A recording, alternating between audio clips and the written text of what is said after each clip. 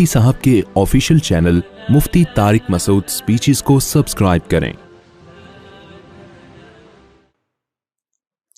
الحمد للہ نحمده ونستعینه ونستغفره ونؤمن به ونتوکل علیہ ونعوذ باللہ من شرور انفسنا ومن سیئات اعمالنا من يهده الله فلا مضل له ومن يضلل فلا هادي له ونشهد ان لا اله الا الله وحده لا شريك له ونشهد ان محمدا عبده ورسوله صلى الله تعالى عليه وعلى آله واصحابه وبارك وسلم تسليما كثيرا كثيرا اما بعد فاعوذ بالله من الشيطان الرجيم بسم الله الرحمن الرحيم فاسألوا أهل الذكر إن كنتم لا تعلمون وقال تعالى إنما يخشى الله من عباده العلماء وقال النبي صلى الله عليه وسلم العلماء ورثة الأنبياء۔ قرآن مجید کی ایک آیت اور نبی صلی اللہ علیہ وسلم کی ایک حدیث پڑھی ہے۔ اللہ تعالیٰ سے دعا ہے اللہ تعالیٰ صحیح طرح سے بات کہنے کی، سننے کی، سمجھنے کی اور پھر عمل کی توفیق عطا فرمائے۔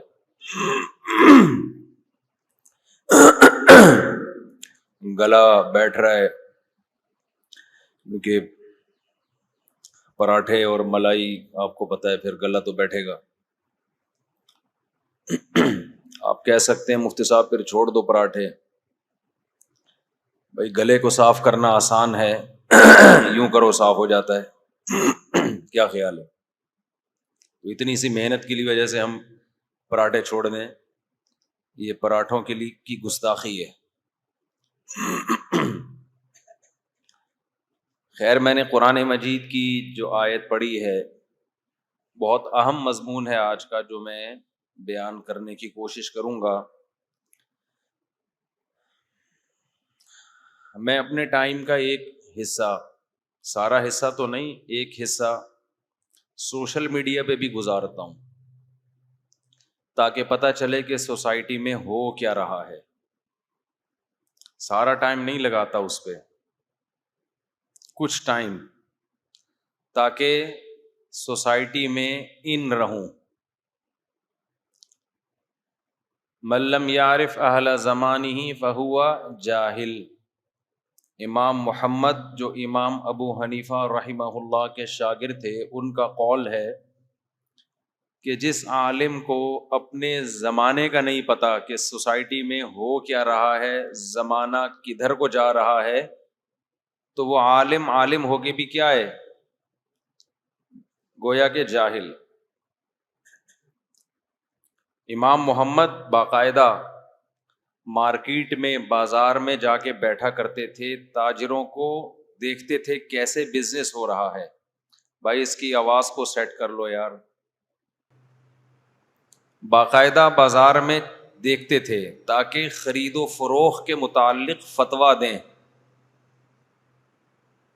ایسا فتویٰ جو سوسائٹی میں چل بھی سکے۔ بعض دفعہ آپ بند کمرے میں بیٹھ کے ایک فتویٰ دیتے ہیں، آپ کو پتہ ہی نہیں ہوتا کہ یہ فتویٰ مارکیٹ میں چل ہی نہیں سکتا۔ دیکھو، شریعت میں کچھ مسائل ایسے ہوتے ہیں جو 2 اور 2 4 کی طرح شریعت نے واضح کر دیے ہیں، ان میں تو آپ مارکیٹ میں بیٹھیں یا نہیں بیٹھیں وہ کبھی بھی چینج نہیں ہوں گے۔ جیسے اسلام میں 5 نمازیں فرض ہیں، اب دنیا میں کوئی مفتی مارکیٹ میں بیٹھے یا نہیں بیٹھے، نمازیں کتنی رہیں گی؟ 5۔ اب یہ نہیں ہو سکتا کہ مفتی صاحب مارکیٹ میں بیٹھے، انہوں نے دیکھا کہ تاجروں کے لیے چونکہ 5 نمازیں پڑھنا بڑا مشکل ہے، تو تاجروں کی ضرورت کی وجہ سے ایک نماز مارکیٹ سے کیا کر دی؟ شارٹ کر دی۔ یہ پاسبل؟ بول لو بھائی کیا ہو رہا ہے، ہم بھی تو بول ہی رہے ہیں نا۔ تو یہ نہیں ہو سکتا، وہ 5 کی 5 ہی رہیں گی، چاہے مفتی صاحب مارکیٹ میں بیٹھیں یا نہیں بیٹھیں۔ آج مسئلہ یہ ہوا ہے کہ بعض مذہبی اسکالر جب مارکیٹ میں آئے ہیں نا، تو بجائے مارکیٹ پہ اپنا اثر ڈالتے مارکیٹ سے متاثر ہو گئے ہیں. وہ کون سے مسائل ہیں جو مارکیٹ میں آنے سے چینج ہوتے ہیں, وہ میں بھی بات کروں گا اس پہ. پہلے تو میں ان مسائل پہ بات کر رہا ہوں کہ آپ کے مارکیٹ میں جانے یا نہ جانے سے وہ کبھی بھی چینج نہیں ہو سکتے. وہ طے شدہ اصول ہیں شریعت کے. سمجھ رہے ہو کہ نہیں سمجھ رہے؟ زمانہ کتنا ہی چینج ہو جائے, نماز تبدیل نہیں ہو سکتی. زمانہ کتنا ہی چینج ہو جائے, روزہ تبدیل نہیں ہو سکتا. لیکن کچھ مذہبی اسکالرز جب مارکیٹ میں پھرے تو کچھ گناہوں کو انہوں نے بہت زیادہ دیکھا. جب بہت زیادہ دیکھا تو بجائے اس کے کہ وہ اپنا اثر سوسائٹی پہ ڈالتے, وہ سوسائٹی سے متاثر ہونا شروع ہو گئے اور انہوں نے مسئلہ ہی چینج کر لیا.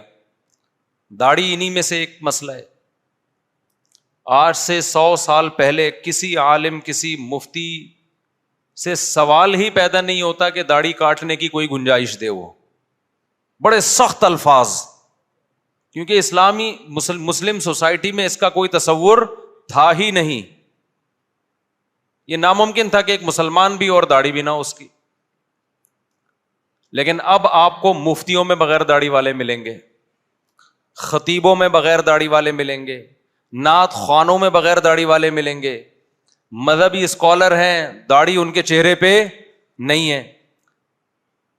اب یہ جو فتویٰ, ان سے آپ فتویٰ لیں گے تو باتیں ایسی کریں گے, اسلام میں داڑھی ہے, داڑھی میں اسلام نہیں ہے, اور داڑھی میں ہی سب کچھ نہیں رکھا, یہ کوئی کبیرہ گناہ نہیں ہے, صغیرہ ہے. بعض کہتے ہیں صغیرہ بھی نہیں ہے, مکروہ ہے. بعض کہتے ہیں خلاف سنت ہے. بعض کہتے ہیں عشق کی انتہا ہے کہ داڑھی رکھ لی جائے. تو یہ وہ فتویٰ ہے جو دلائل کی دنیا میں چینج نہیں ہوا, یہ چینج مارکیٹ سے بولو متاثر ہو کے ہوا ہے. اس کو کہتے ہیں نقطہ بعد الوقوع. خوب سمجھ لو, نقطہ بعد الوقوع اسے کہتے ہیں کہ علماء کے ذہن میں کچھ نقطے آتے ہیں, علمی پوائنٹ, وہ بڑے زبردست علمی پوائنٹ آتے ہیں دماغ میں, کچھ اللہ کی طرف سے مدد ہوتی ہے, الہام ہو جاتا ہے, بڑی ایسی ایسی باریک باتوں کی طرف دماغ پہنچتا ہے جہاں تک کسی اور کا دماغ نہیں پہنچتا. تو پھر وہ اس کی بیس پہ کوئی فتویٰ دیتے ہیں, دوسرے علماء متاثر ہوتے ہیں, بھائی آپ تو بڑی زبردست دلیل آپ کی کہاں سے لے آئے, یہ تو آپ ہی کا دماغ گیا ہے, ایک نارمل آدمی کا ذہن یہاں تک نہیں پہنچ سکتا, یہ بڑی زبردست بات کی آپ نے. یعنی وقوع بعد میں ہوا مسئلے کا اور دلیل پہلے آئی ہے, نقطہ پہلے آیا ہے. نقطہ کا مطلب یہی کہ پوائنٹ. بعض دفعہ ہوتا ہے کام پہلے ہو جاتا ہے بغیر کسی دلیل کے. اب جب ہو گیا, تیر کمان سے نکل گیا, تو آدمی پھر اس کو صحیح کرنے کی کوشش میں دلائل تراشتا ہے. دلائل تراشنا سمجھتے ہیں؟ دل تراشا تو پتہ ہے نا, پشتو میں کہتے ہیں دل تراشا, وہ الگ چیز ہے, یہ دلائل تراشنا الگ چیز ہے. کام آپ نے الٹا کر لیا سوسائٹی سے متاثر ہو کے, یا اپنے دل کی خواہشات سے متاثر ہو کے غلط کر لیا, اب کام ہو گیا الٹا. اس کا حل یہ تھا کہ آپ توبہ استغفار کریں, آپ اپنی غلطی کا اعتراف کریں, لیکن آپ نے اب اس الٹے کام کو دلائل سے مزین کرنا شروع کر دیا کہ ایکچولی اصل میں تو یوں ہے, اصل میں تو یوں ہے. غلطی آپ سے ہوئی ہے متاثر ہو کے سوسائٹی سے. اب بجائے اس غلطی کو غلطی ماننے کے آپ کیا کر رہے ہیں, اس پہ قرآن و سنت کا لیبل لگانا آپ نے شروع کر دیا. یہ وہ پوائنٹ نہیں ہے جو کام کرنے سے پہلے آپ پہ وارد ہوا تھا, یہ وہ دلیل ہے جو کام کرنے کے بعد آپ کی کھوپڑی میں آ رہی ہے. اس کا اعتبار بولو نہیں ہوتا. آج کل بہت سارے جو مذہبی اسکالرز ہیں, میں علماء کی بات نہیں کر رہا, مذہبی اسکالرز کا لفظ شامل ہے سب کو, چاہے عالم ہو چاہے غیر عالم. ان میں بہت سے لوگ سوسائٹی سے متاثر ہوئے, سوسائٹی سے متاثر ہونے کے بعد اب چونکہ یہ سوسائٹی کو صحیح بات بتائیں گے تو سوسائٹی ان کو فالو نہیں کرے گی. تو انہوں نے دیکھا سوسائٹی جس چیز کو فالو کر رہی ہے اسی پہ قرآن و سنت کا لیبل لگا کے اسی کو پارسل کر دو مارکیٹ میں, تو سوسائٹی قبول بھی کرے گی, آپ کی واہ واہ بھی ہو جائے گی, اور قرآن و سنت کا لیبل بھی لگ جائے گا, اور سب سے کمال کی بات مولویوں کی مخالفت بھی ہو جائے گی. ہمارے ہاں ایک بہت بڑا طبقہ ایسا ہے جو چاہتا ہے کہ جو بھی مولاناؤں کے خلاف بات کرے گا نا تو ہم اس کو سپورٹ کریں گے. ان کو مولاناؤں سے کوئی چڑ ہے, یہ حقیقت ہے, آپ کو بتاؤں میں. دیکھو ہماری سوسائٹی میں نا ایک بہت بڑا طبقہ ایسا ہے کہ جس کو کس سے چڑ ہے؟ مولویوں سے, مولاناؤں سے, عالم کے لفظ سے چڑ ہے ان کو. یہ ہے بہت بڑا طبقہ. اب کسی نے بھی مذہب کا منجن بیچنا ہو, وہ یوٹیوب پہ آ کے مولویوں کو برا بلا کہنا شروع کر دے, اس کا چینل کیا ہو جائے گا؟ ایک دم بوس مارنا شروع کر دے گا. وہ ساری سوسائٹی کے جو سارے لوگ جو علماء کے خلاف تھے وہ اکٹھے ہونا شروع ہو جائیں گے اس جھنڈے کے تلے. اس جھنڈے کا نام کیا ہے؟ مولانا اگینسٹ, مولوی اگینسٹ جھنڈا, ٹھیک ہے نا. اس پہ جمع ہونا شروع ہو جائیں گے.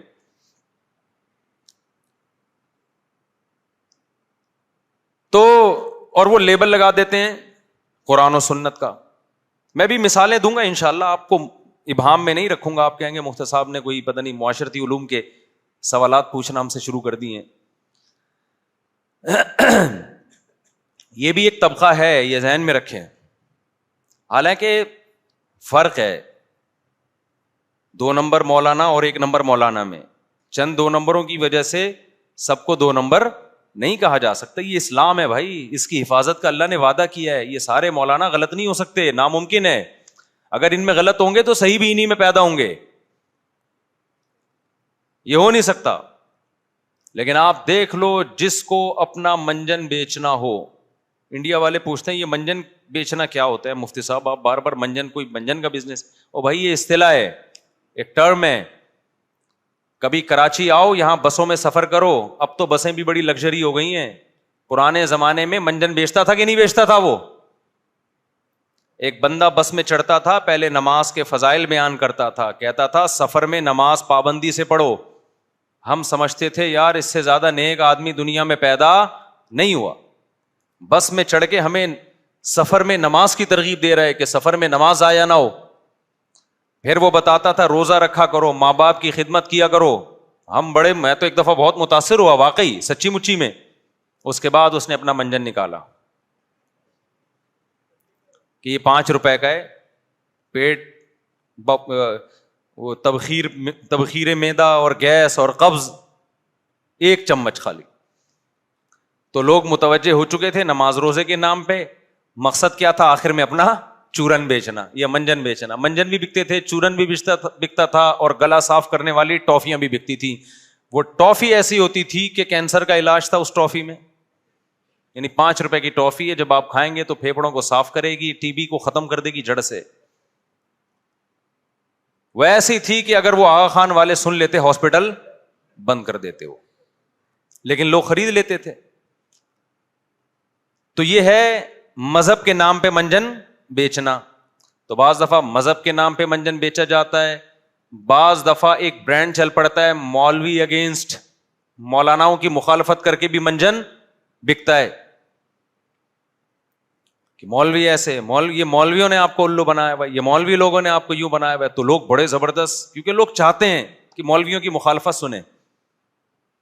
آپ حیران ہے کہ بھئی مولاناؤں نے کچھ کیا تو ہوگا نا جو لوگ مولویوں کی مخالفت سننا چاہتے ہیں, کچھ ان میں بھی تو فالٹ ہوگا نا. ابے کیا ہو گیا بھائی, آپ کہہ سکتے ہیں مفتی صاحب اس مولوی طبقے میں کوئی تو فالٹ ہوگا نا کہ ان کی مخالفت کا منجن فوراً بک جاتا ہے, جو ان کی مخالفت کرے مشہور ہو جاتا ہے. تو کچھ تو ہوگا نا ان میں بھی, لوگوں کو ان سے محبت ہوتی تو ان کی مخالفت کا منجن کہاں بکتا. ابے دیکھو جو منجن بیچتا ہے بس میں آ کے پہلے نماز روزے کی بات کر کے لوگوں کو متوجہ کرتا ہے, اس کا مطلب لوگوں کو نماز روزے سے محبت تھی تو متوجہ ہوئے نا. تو اب اگر آپ مولاناؤں کی مخالفت کر کے منجن بیچتے ہیں اور مخالفت کی وجہ سے پبلک اکٹھی ہو جاتی ہے, تو اس کا مطلب لوگوں کے دل میں مولاناؤں سے نفرت ہے, تبھی تو اکٹھی ہو رہی ہے نا. اور نفرت بلا وجہ تو نہیں ہوتی, کوئی وجہ ہوتی ہے تو نفرت ہوتی ہے نا, کوئی وجہ ہوگی نا, ورنہ کیوں لوگ سارے مخالف ہوئے ہوئے. تو اس کا جواب سمجھیں. 2 وجہ سے مولویوں کی مخالفت کا منجن بہت اسپیڈ سے بکتا ہے, 2 وجہ سے. ایک وجہ تو بہت سے لوگوں کو غلط قسم کے مولویوں سے واسطہ پڑا ہوتا ہے, اور اس میں بھی قصور لوگوں کا ہے. میں نے کل ایک بڑے سینئر عالم کو کسی کا کلپ بھیجا, میں نے کہا یہ جس نے یہ کلپ بیان بتایا ہے یہ غلط بیانی سے کام لے رہا ہے, لیکن لوگ اس کو اپریشیٹ کر رہے ہیں, اس کی مسئلے کو فالو کر رہے ہیں, حالانکہ یہ مسئلہ قرآن و سنت کے بالکل خلاف ہے. تو میں نے کہا یہ تو گمراہ ہو رہے ہیں پوری دنیا لوگ. مجھے بڑا ایک دکھ ہو رہا تھا کہ بالکل قرآن و سنت کے خلاف بات اس شخص نے کی ہے. اتنی غلط بات کی تھی کہ قرآن کی آیت کا ترجمہ بھی غلط کیا تھا, ترجمہ غلط کیا ہے. جو حدیث جہاں کی تھی وہاں سے ہٹا کے کہیں اور لگا دی تھی. یہود کے لوگ کرتے تھے نا ایسے, یحرفون الکلم عن مواضعہ, جو آیت یا حدیث جس موقع کی تھی اس کو اس موقع سے ہٹا کے اپنے مطلب پہ فٹ کر دیا. یہ کام کیا ہوا تھا اس اسکالر نے. تو میں نے ان سے کہا کہ علماء کہاں ہیں بھائی, ان باتوں کا جواب کیوں نہیں دیتے, اور دیتے ہیں تو کوئی سنتا نہیں ہے. تو ان عالم نے بڑی زبردست بات کی, رپلائی کی, انہوں نے کہا کہ ان لوگوں کو گمراہ ہونے دو, ان کی قسمت میں آگ ہے جہنم کی. اس لیے کہ اتنے اوتھینٹک مدارس, اتنے بڑے بڑے علماء ملک میں موجود ہیں, ان کو چھوڑ کر یہ ان اسکالرس کو سنتے ہیں, جبکہ میڈیکل سائنس میں کبھی ایسی غلطی نہیں کرتے کہ ڈاکٹروں کو چھوڑ کر کوئی پروفیسر سے علاج کرا رہا ہو اپنا. کبھی دیکھا آپ نے یہ غلطی کسی نے مسٹیک کی ہو؟ کبھی آپ نے یہ دیکھا کسی نے گردے کا علاج کرنا ہے اور یوٹیوب پہ قصائی کی ویڈیو سن رہا ہو وہ گردے کے علاج کے لیے؟ یہ ایسی مسٹیک آپ نے دیکھی کبھی لوگوں میں؟ بولو بھائی. یا کسی مکینک کا بیان سن رہا ہو شوگر کے بارے میں. اتنی سینس دنیا کے بارے میں تو اللہ نے آپ کو دی ہے کہ میڈیکل سائنس کا علم ڈاکٹروں سے پوچھا جائے گا, حکمت کا علم حکیموں سے پوچھا جائے گا, لیکن یہ سینس لوگوں میں نہیں ہے کہ جب دینی مسئلے کی بات آئے گی تو کسی ڈاکٹر سے پوچھا جائے گا, کسی پروفیسر سے پوچھا جائے گا, کسی مکینک سے پوچھا جائے گا, یہ علماء سے پوچھا جائے گا. یہ سینس لوگوں میں کیا ہو گئی ہے؟ ختم. انہوں نے کہا جانے دو ان کو جہنم میں, کوئی غم نہ کرو, افسوس نہ کرو. مجھے بہت دکھ ہو رہا تھا کہ یہ پبلک جا کدھر کو رہی ہے کہ ایک شخص وہ عالم بھی نہیں ہے, وہ آیت کا ترجمہ بھی غلط کر رہا ہے, وہ جو حدیث جس مقصد کی تھی اس کو ہٹا کے کہیں اور لگا رہا ہے اور اجماع امت کے خلاف بات کر رہا ہے, لیکن اس کو ڈاکٹر بھی فالو کر رہے ہیں, سائنسدان بھی فالو کر رہے ہیں, آرمی کے آفیسرز بھی فالو کر رہے ہیں. اور جو عالم صحیح بات کر رہا ہے, اور ایک عالم نہیں کر رہا, ساری دنیا کے سارے علماء کر رہے ہیں, اس پہ نہ لائکس آ رہے ہیں, نہ اس پہ پازیٹیو کمنٹس آ رہے ہیں, اس کو لوگ برا بلا کہہ رہے ہیں. تو مجھے بڑا دکھ ہوا, میں نے کہا یہ ہماری قوم جائے گی کہاں؟ تو میں نے اپنا دکھ شیئر کیا کسی کے ساتھ, ان کا جواب آیا ان کو جانے دو کہاں؟ جہنم میں. ٹھیک ہے نا, مجھے تسلی ہوگی. میں نے کہا بھائی ہم کو ٹھیکیدار تو ہیں نہیں, بھاڑ میں جائیں. کیا خیال ہے بھائی؟ کیونکہ ہم نے بھی مرنا ہے اور آپ نے بھی مرنا ہے. اللہ نے ہماری نہ باپ کی جنت ہے نہ بھائی ہمارے باپ کی جہنم ہے. کیا خیال ہے؟ یہ ہے کس کی؟ اللہ کی ہے نا. تو میں کیوں غم لوں؟ مجھے واقعی ٹینشن ہونے لگی تھی. کئی سارے جب میں نے اس طرح کے اسکالرس کے کلپ دیکھے نا, اور دیکھو عالم سمجھ جاتا ہے کہ یہ گڑبڑ کہاں کر رہا ہے, عامی آدمی نہیں سمجھتا. عامی تو ریفرنسز سے متاثر ہوتا ہے, بھرم سے متاثر ہوتا ہے. عالم کو پتا ہوتا ہے فالٹ کہاں کیا فالٹ ہے اس کے اندر.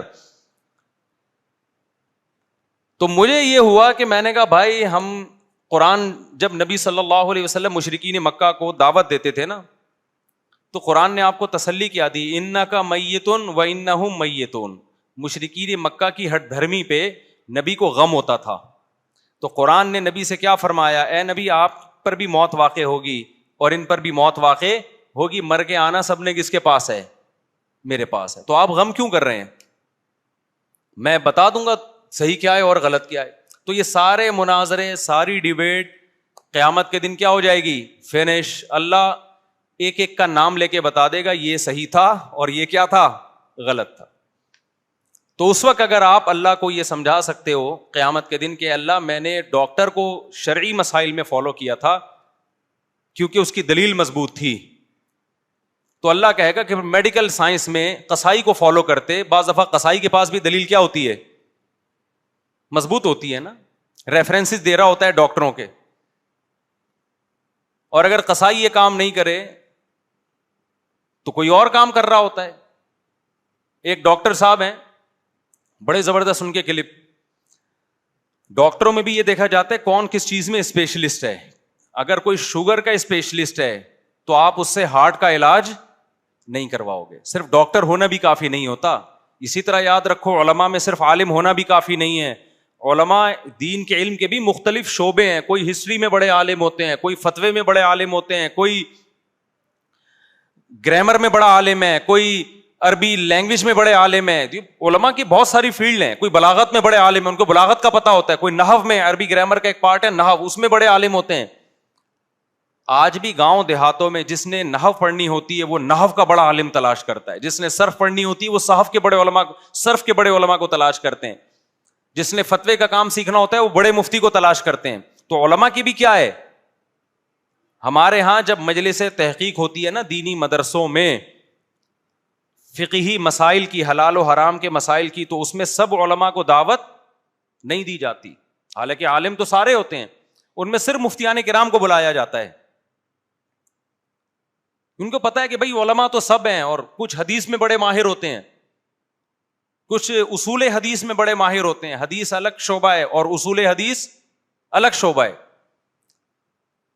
اصول حدیث کی بات ہوگی تو جو حدیث میں متخصص ہیں ان سے رابطہ کیا جاتا ہے, اور جب مسائل کی بات ہوگی جو افتاء میں بڑے ہیں ان سے رابطہ کیا جاتا ہے. لیکن پاکستان میں آپ پتھر اٹھا کے دیکھو, ہر شخص آپ کو ہر فیلڈ میں ایکسپرٹ نظر آئے گا.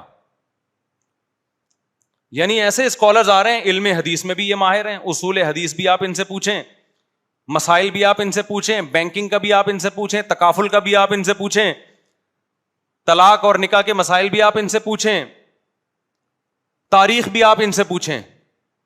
ہمارے ایک دوست ہیں یو کے میں, ڈاکٹر ہیں, بہت ایکسپرٹ ڈاکٹر ہیں. ان کو میں نے ایک پاکستانی ڈاکٹر کے کلپ بھیجے. میں نے کہا یہ بڑی زبردست آج کل باتیں کر رہے ہیں. انہوں نے ان کے کلپس, انہوں نے کہا فضول باتیں ہیں بالکل. انہوں نے کہا جس فیلڈ میں یہ بات کر رہے ہیں یہ ان کی فیلڈ ہی نہیں ہے. یہ فلاں, میں نام اس لیے نہیں لوں گا یا ان کے شعبے کا اس نہیں بتاؤں گا کیونکہ یوٹیوب پہ مشہور ہیں, وہ لوگ سمجھ نہ جائیں کہ ان کی بات ہو رہی ہے, تو کسی کو ایکسپوز کرنا تو مقصد نہیں ہے نا. انہوں نے کہا یہ جو پاکستانی ڈاکٹر ہیں یہ فلاں چیز میں, فلاں شعبے میں اسپیشلسٹ ہیں, اور ان کی جو یوٹیوب پہ کلپس آ رہے ہیں وہ اس شعبے کے علاوہ تمام شعبوں میں آ رہے ہیں. تو خود ہی سمجھ جاؤ کہ یہ کتنے پانی میں ہوں گے. لیکن ریسرچ پیپر ان کے پاس بھی بہت ہیں. جو پاکستانی ڈاکٹر ہے نا, گوروں کی ریسرچ, عوام سمجھ رہی ہے ریسرچ ہے. آپ ڈاکٹر سے پوچھیں گے تو بتائے گا بھائی یہ کاغذ ہے, یہ ریسرچ بولو نہیں ہے, یہ ریسرچ نہیں ہے. ڈاکٹر سے پوچھیں تو بتائے گا آپ کو وہ. اس لیے میں نے تو اصول بنا لیے, کسی ڈاکٹر کا جب کلپ آتا ہے نا میرے پاس صحت کے حوالے سے, تو میں اس سے سینئر ڈاکٹر سے رابطہ کرتا ہوں کہ یہ ٹھیک بھی ہے یا نہیں ہے, ورنہ میں اسے آگے پارسل نہیں کرتا, چاہے وہ کتنی ہی ریسرچ ہو. کیونکہ ریسرچ کو سمجھنا بھی ایکسپرٹ کا کام ہوتا ہے. ایک عام آدمی کو ریسرچ کے نام پہ بیوقوف بنانا بہت آسان کام ہے. صرف آسان نہیں ہے, بہت آسان ہے, اور پاکستانیوں کو تو بہت سے بھی زیادہ آسان ہے. سمجھتے ہو کہ نہیں سمجھتے؟ کیونکہ پاکستان میں جب نماز کے فضائل بیان کر کے پیٹ کا منجن اور چورن بک سکتا ہے تو اس کا مطلب یہاں مارکیٹ میں ہر چیز اویلیبل ہے. کوئی بھی لیبل لگا کے کچھ بھی بیچ سکتے ہو آپ. یہاں مکھیوں کو دھوکہ دیا جا سکتا ہے. آپ, ایک آدمی نے چینی کی بوری پہ چاول لکھا ہوا تھا, ایک صاحب نے کہا کہ یار چینی کی بوری اوپر چاول کیوں لکھا گیا؟ مکھیوں کو دھوکہ دینے کے لیے, مکھیاں بہت بیٹھتی. اب آپ خود سوچو, جہاں مکھیوں کو بیوقوف بنایا جا سکتا ہے اس کے خیال میں ہو سکتا ہوگا, تو اس کا مطلب یہاں ہر منجن بک سکتا ہے. تو اس لیے خوب سمجھ لو کہ آپ کو قیامت کے دن جواب دینا پڑے گا. اللہ کہے گا کہ تم نے جب حکمت کی بات تھی حکیموں سے رابطہ کیا, میڈیکل سائنس کی بات تھی ڈاکٹروں سے رابطہ کیا, تو شرعی مسئلے کی بات میں علماء سے رابطہ کیوں نہیں کیا آپ نے؟ تو آپ یہ نہیں کہہ سکتے اللہ علماء کے پاس دلیل نہیں تھی, فلاں کے پاس دلیل تھی. تو اللہ کہے گا اس دلیل کو سمجھنا بھی تو علماء کا کام تھا نا. جب کسی نے کوئی دلیل دی تھی تم نے علماء سے آگے سمجھا تھا کہ اس دلیل کا جواب کیا ہے, یا خود ہی فیصلہ کر لیا تھا؟ یہ جو قرآن کہتا ہے نا لَأَمْلَأَنَّ جَهَنَّمَ مِنَ الْجِنَّةِ وَالنَّاسِ أَجْمَعِينَ, قرآن نبی کو بھی تسلی دیتا ہے اور قیامت تک آنے والے داعین اور مبلغین کو بھی اللہ تسلی دیتا ہے کہ تمہاری حق دعوت پہ اگر لوگ لبیک نہ کہیں تو فکر مت کرو، میں نے جہنم اتنی بڑی بنائی ہی اس لیے ہے تاکہ میں اس کو انسانوں سے بھر دوں. میں سمجھتے ہو کہ نہیں سمجھتے ہو؟ ابھی یہ سمجھ میں نہیں آ رہا، قیامت میں آپ کے اچھوں کو بھی سمجھ میں آ جائے گا. قیامت کے دن آپ کے اچھوں کو بھی سمجھ میں آ جائے. تو میں وہ بات کر رہا تھا کہ مولانا کی مخالفت کا منجن بکتا ہے نا، تو اس کی دو وجہیں. ایک وجہ تو یہ لوگوں کو غلط قسم کے مولویوں سے واسطہ پڑ گیا ہوتا ہے. اس میں بھی میں عرض کر رہا تھا لوگوں کا قصور ہے، کیونکہ جن غلط قسم کے مولاناؤں سے واسطہ پڑتا ہے وہ مولانا ہوتے نہیں ہیں، ان کا گیٹ اپ کیا ہوتا ہے؟ مولانا والا. آپ کو کبھی گیٹ اپ کی وجہ سے غلط قسم کے ڈاکٹروں سے واسطہ نہیں پڑتا ہے تو بہت کم. صرف گیٹ اپ دنیا میں کوئی نہیں دیکھتا بھائی. تو یہی ہو رہا ہے کس کے ساتھ؟ مولویوں کے ساتھ. کوئی بھی مولوی کے گیٹ اپ میں آئے آپ نے اس کو مولانا سمجھنا شروع کر دیا. وہ چندے مانگ رہا ہے. یہ تو بہترین کروڑوں روپے کا بزنس ہے. میں بار بار بتا چکا ہوں. آپ چار دیواری کھڑی کرو, اس میں چند یتیم بچے لا کے رکھ دو. حقیقت میں یتیم نہ بھی ہوں, دیکھنے میں یتیم لگیں. بس کچھ بچے ایسے ہوتے ہیں یتیم نہیں ہوتے, لگتے کیا ہے. نہیں تو ایسا بیوٹی پارلر میں جا کے ان کو بنایا جا سکتا ہے, ان کا گیٹ اپ چینج, یتیم یتیم لگیں دیکھنے میں. وہ بعض عورتیں بیوہ ہوتی نہیں ہیں لیکن لگتی ہیں کہ نہیں ہے, بیوہ لگ رہی ہوتی ہیں, غم سے ہر وقت بلا وجہ کی ٹینشن, یار خوشی نہیں ہوتی. تو بعض بچے بھی کیا لگ رہے ہوتے ہیں بےچارے. نہیں تو وہ اس مدرسے میں 3 دن رہ کے اچھا والا بچہ بھی یتیم لگنے لگتا ہے. 3 دن کا پیکج ہوتا ہے ان کے پاس, 3 دن میں اس کو یتیم جیسا بنا دیتے ہیں. تو جب بچہ یتیم یتیم لگنا شروع ہوا تو اب لوگوں پہ جا کے ہمارا یہ مدرسہ ہے سعودی عرب میں عربوں کو اتنا بے وقوف بنایا گیا ہے. بچوں کے سامنے صحیح بخاری رکھی, استاد صاحب آگے جا کے بیٹھے, بخاری رکھی ہوئی ہے, نہ استاذ کے باپ کو بھی بخاری پڑھنی نہیں آتی ہے, کبھی دیکھی بھی نہیں ہوگی اس. اب جی ہم صحیح بخاری پڑھا رہے ہیں, اور سعودی عرب یہ تصویریں بھیجی, عربوں نے پیسہ بھیجنا شروع کر دیا. یہاں بھی یہ بے وقوفوں کی کمی نہیں, پوری دنیا میں بے وقوف ہول سیل کے حساب سے ہیں. تو یہ کون سا مشکل کام ہے میرے بھائی, کون سا سسٹم ہے اس مدرسے میں جس کو آپ ڈونیشن دے رہے ہو, کیا نظام ہے, کہاں گیا پیسہ, کوئی پوچھنے والا ہے؟ اتنا پیسہ تیرے باپ کے پاس آ رہا ہے, تو کروڑوں روپے کی تو گاڑیاں خرید رہا ہے, تو بنگلے بنا رہا ہے, تو بتانا تیرے پاس پیسہ کہاں سے آ رہا ہے, کوئی پوچھنے والا ہے؟ اور جب آپ اس مولوی ٹائپ کے آدمی سے پوچھو کہ تیرے پاس پیسہ کہاں سے آ رہا ہے, تو وہ جواب میں کیا کہے گا, تم کون ہوتے ہو پوچھنے والے. زیادہ آپ حساب مانگیں گے تو پھر علماء کی توہین اور گستاخیوں کی وعیدیں, کہ علماء کی توہین جو کرے گا وہ دائرہ اسلام سے خارج ہے, اور لوگ پھر عقیدت محبت میں ہائے حضرت. ایک مولوی صاحب تھے, وہ اسی طرح کر رہے تھے حساب کتاب, پیسوں کے حساب نہیں دے رہے تھے. کوئی بندہ چپک گیا ان پہ, کمیٹی ہی کا بندہ چپک گیا نا, کہ بھئی کیا ہو رہا ہے, آپ کا لاکھوں روپے چندہ آ رہا ہے, لاکھوں کیا ہے, کہاں آ رہا ہے, کہاں جا رہا ہے. مولانا نے کہا میں تیرے خلاف بد دعائیں کروں گا, تو مجھے اذیت دے رہا ہے. تو انہوں نے کہا آپ نا رات کے آخری حصے میں الٹے ہاتھ سے میرے خلاف بد دعائیں کریں, مجھے اس پہ کوئی تکلیف بولو نہیں, مجھے بہت خوشی ہوگی, مجھے بہت زیادہ خوش. ایسا ہی کانفیڈینس چاہیے. کیوں پوچھنے والا نہیں ہے بھائی؟ جب وزیر اعظم سے پوچھا جا سکتا ہے, نیب پوچھ سکتی ہے کہ اتنے اثاثے آپ کے پاس کہاں سے آئے, جب صدر مملکت کو عدالت میں گھسیٹا جا سکتا ہے, جب آرمی چیف پہ انگلیاں اٹھ سکتی ہیں, جب تو مسجد کے امام پہ یا مدرسے کے محتمم پہ کیوں نہیں پوچھا جا سکتا؟ بالکل پوچھا جائے گا. اس پر لازم ہے کہ وہ بتائے کہ اس سال اتنا چندہ آیا اور اس کی یہ رسیدیں ہیں, اور یہاں یہ چندہ خرچ ہوا ہے. تمہارا باپ بھی بتائے گا. نہیں بتا رہا, مدرسہ بند کرو وہاں سے, یہ اس کا مطلب کمائی کا دھندا ہے. یہ مولوی نہیں ہے, اس کی شکل کیا ہے, یہ گیٹ اپ مولوی والا بنایا ہوا اس نے. پیسہ کمانے کے لیے مولوی کا گیٹ اپ بنانا کوئی مشکل کام نہیں ہے. مولوی چور نہیں ہوتا میرے بھائی, چور مولویوں کا گیٹ اپ بنا لیتے ہیں. علماء 2 نمبر نہیں ہوتے, 2 نمبر لوگ عالم کا گیٹ اپ بنا لیتے ہیں. اور ایسے ایک نہیں ہے, ہمارے ساتھ تو جو مشہور لوگ ہوتے ہیں درجنوں کیس ہوتے ہیں ان کے ساتھ. اب اس میں ہماری غلطی نہیں ہے, غلطی کس کی ہے؟ ایسے تو مشہور لوگوں کے ساتھ تو ہوتا رہتا ہے. ایسے ایک صاحب میں جہاں بیان کے لیے جا رہا ہوں فوراً گاڑی لے کر آ رہے ہیں کہ آپ نے فلاں جگہ جانا ہے نا. دیکھو وارداتیں کیسے ہوتی ہیں. میں جا رہا ہوں بیان کے لیے نا, ایک جگہ میرا بیان ہے, ایک دم ایک لینڈ کروزر آ گئی میرے پاس, مفتی صاحب آپ میرے ساتھ چلیں, میں آپ کے لیے گاڑی لے کر آیا ہوں. میں نے کہا بڑا نیک آدمی ہے بھائی, پہلے ہی گاڑی لے آیا, ماشاء اللہ. ہم چلے گئے, سیلفیاں تصویریں لینڈ کروزر میں. دوبارہ میرا کہیں اور بیان اناؤنس ہوا, میں گاڑی لے کر آ رہا ہوں. میں نے پوچھا یہ گاڑی آپ کی ذاتی ہے؟ کہہ رہے ہاں. مجھے شک ہوا کہ یہ اس کی گاڑی نہیں ہے. میں نے ذرا تحقیق کی تو پتا چلا کسی اور سیٹھ کو ٹوپی کرا رہا ہے کہ مفتی صاحب نے کہا ہے کہ اپنی گاڑی آپ مجھے دے دیں, میں نے بیان میں جانا ہے. وہ سیٹھ الو کا پٹھا ہے یا نہیں ہے مجھے بتاؤ یار. وہ سیٹھ صاحب میرے نام پہ اس کو گاڑی دی. میں نے کہا مجھے کسی سے گاڑی کی ضرورت نہیں ہے بھائی, اس وقت میرے پاس گاڑی نہیں تھی, مجھے ضرورت نہیں ہے بھائی, میں نہیں مانگتا کسی سے گاڑی واڑی. میں ٹیکسی میں جاتا ہوں, رکشے میں جاتا ہوں, یا جو بیان کے لیے بلاتے ہیں وہ ارینج کرتے ہیں گاڑی. پھر مجھے لگا کہ یہ اس نے 2 نمبریاں اور بھی کی ہوں گی. میں نے اس سیٹ سے پوچھا, میں نے کہا اس نے میرے نام پہ چندہ تو نہیں مانگا؟ اس نے کہا بہت پیسہ دے چکا ہوں اس کو میں. مشہور لوگوں کے ساتھ ایسا بولو ہوتا رہتا ہے. اچھا یہی جو بندہ گاڑی لے کر آتا میرے لیے, اس نے مولانا منظور مینگل صاحب کو بھی بیوقوف بنایا ہوا تھا, مولانا طارق جمیل صاحب کو بھی بیوقوف بنایا ہوا تھا.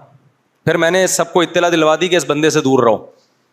اب سنا ہے کہ پنجاب میں گیا ہوا ہے, کسی جامعہ تو رشید والوں کو بیوقوف بنایا ہوا تھا, جامعہ نے اس کو نکالا اور بیوقوف بنا کے اتنی بڑی حرکت کی ہے کہ علماء کے ساتھ سیلفیاں, بڑے لوگوں کے ساتھ سیلفیاں لیں.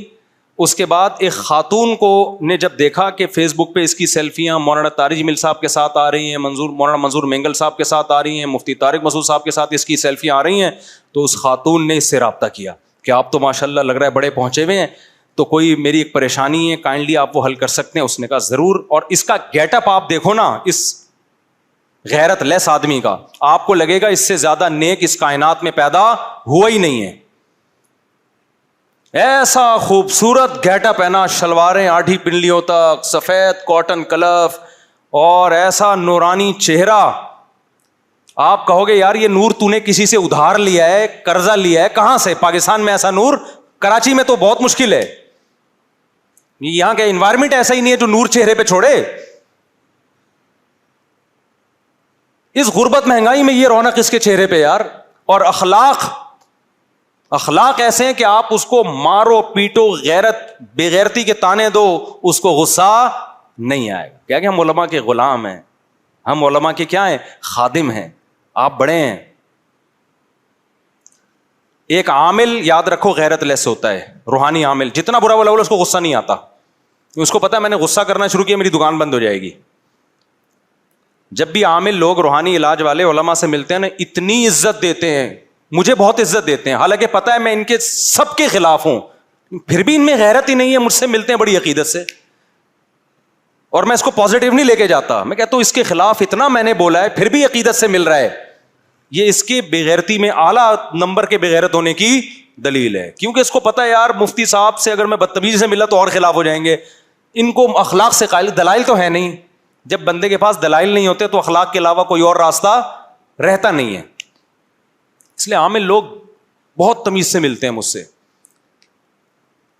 تو پاؤں دبانا شروع کر دیتے ہیں, اور یہ میں اس لیے کر رہا ہوں تاکہ نہ ملا کریں مجھ سے تمیز سے.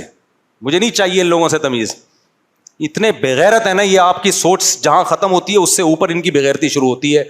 کاش یہ بات علماء کی سمجھ میں آ جائے, کاش علماء میرے خلاف ہو گئے کہ یہ مبالغہ کر رہے ہیں عاملوں کے خلاف بولنے میں.